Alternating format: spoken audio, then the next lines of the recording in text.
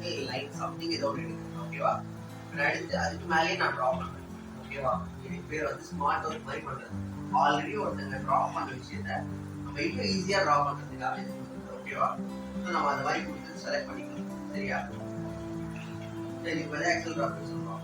இப்போ நான் ரெஃப் எடிட்னு ஒரு கமாண்ட் சொன்னேன்ல, சரியா? அந்த கமாண்ட் நோட் பண்ணிக்கலாம். இப்போ நான் ஜஸ்ட் இதுக்கு மேலே எவ்வளோ ட்ரா பண்ண முடியுமோ எவ்வளோ ட்ரா பண்ணிக்கிறேன். சரியா?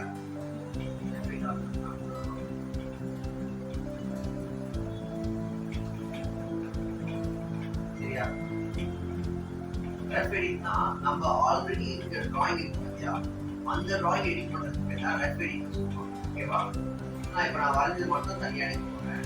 நம்மளாம் செலக்ட் பண்ணுறேன். வரைஞ்சது மட்டும் நம்ம வெளியே இருந்து கொண்டு வந்து உள்ள வச்சு அதை நம்ம ரெஃபரன்ஸாக பார்த்து ட்ரா பண்ணுறோம். ஓகேவா? இது ஃபஸ்ட் இருந்து பாருங்க. அட்டாச் டிராயிங் இருக்கா, அட்டாச் டிராயிங் கிளிக் பண்ணிட்டு இதில் போயிட்டு இது ஒரு டிராயிங். ஓகேவா?